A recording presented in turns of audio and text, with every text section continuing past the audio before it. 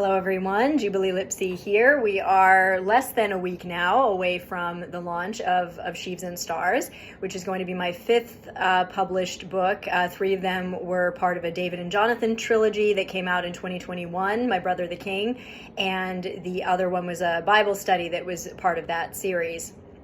So Of Sheaves and Stars is going to be about Joseph in Genesis, and it comes out officially on Tuesday, the 25th of July. So once the book comes out, we're going to be talking a lot more in my videos about the inside of the book, more about my writing process, the chapters, the inspiration, etc.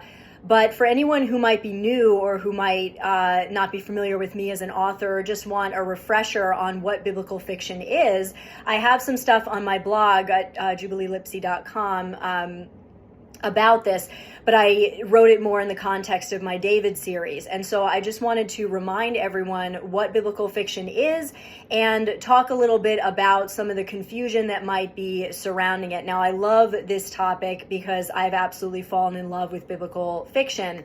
It combined my two loves. I met the genre when I was a teenager and decided this is what I want to do with my life. It was like a puzzle piece falling into place because it combines my two loves, which is the Bible and which is not just great stories, but biblical truth and history with my love for writing and reading.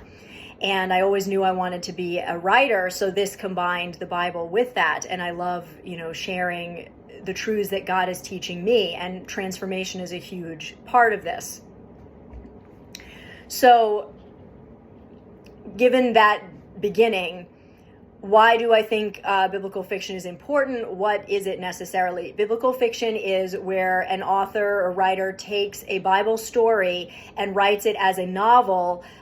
So they are drawing mostly on the Bible truth and the biblical plot points and characters, but they are perhaps adding characters, highlighting different aspects, adding some creative license to flesh it out into a novel that contains dramatic elements that may be likely in Scripture, but not clearly stated.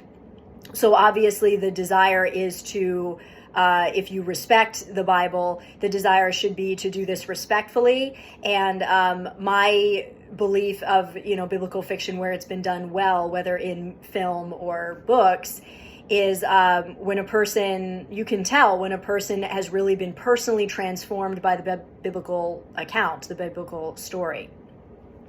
And you can tell this because the person has not tried to just lazily paraphrase the Bible story or superimpose like a modern agenda onto it, but they actually care about this story and they care about studying it, and the integrity of the story and the biblical plot points are what carries it along, but the license that they've added is connected to the personal revelations that they've had and the understanding of the story, the understanding of the characters and what they were actually going through and the subplots. And it really should go back to a personal revelation that God has given you. What have you learned from this story over time that you want to share with the world?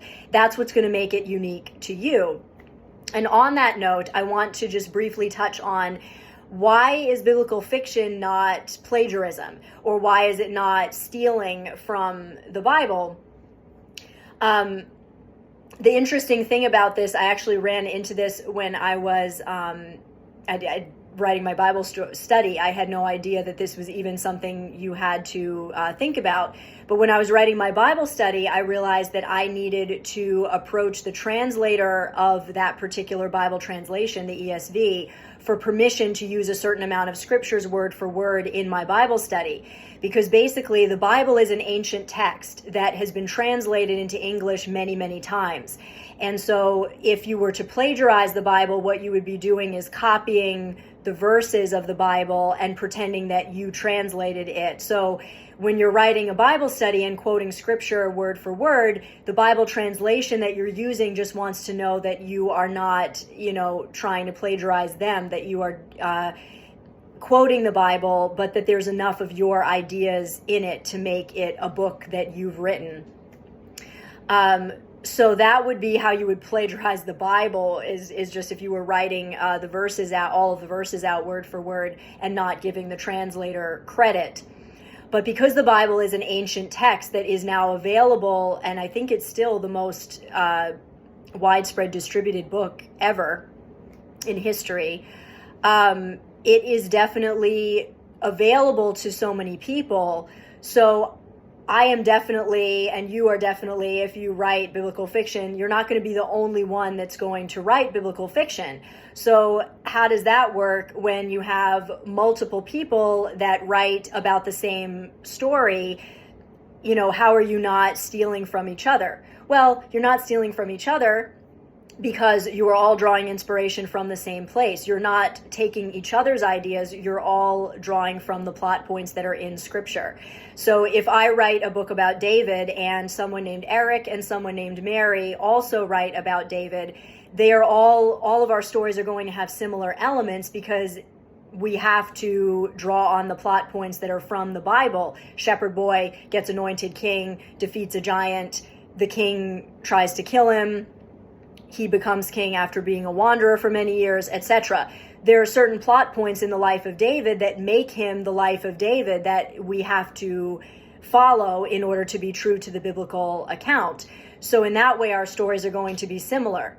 But we're not stealing from each other. We are gaining inspiration from Scripture. And what's going to make our stories unique is the personal revelation and the execution of the stories.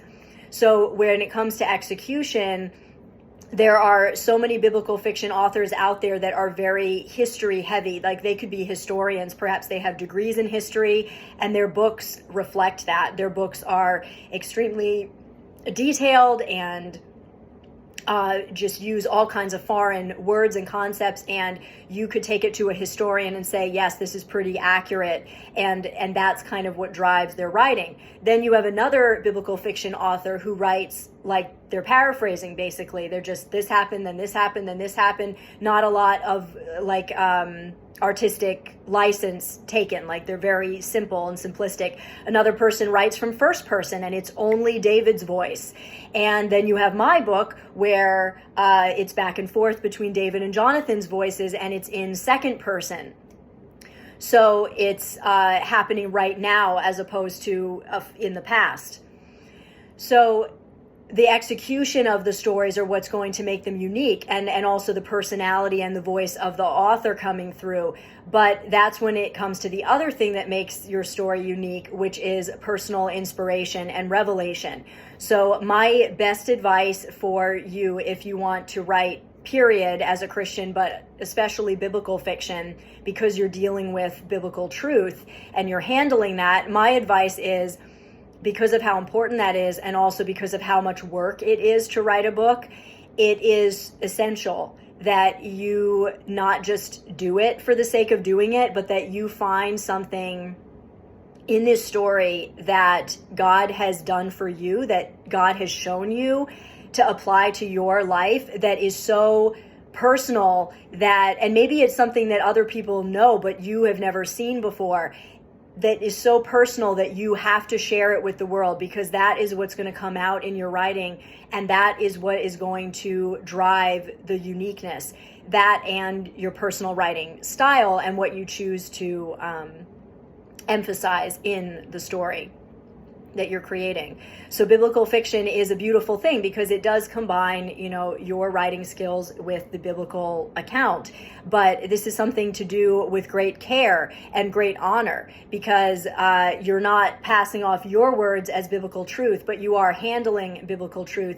And the goal should always be to express the truth of the story to the world in a personal way, to help them be invited into the story through the lenses of these characters' eyes. You're helping people feel more connected to these characters that can seem kind of out of reach and larger than life in most cases to people that are not familiar with them. And so in order to do that, you have to be a student of the story first. So be a student of the word, and then go and write, and it literally transform your entire process and drive the uniqueness of your story. And I hope that you are impacted by my book of Sheaves and Stars and my other books that are available on Amazon right now. Of Sheaves and Stars is coming. I hope to see you on Amazon on launch day.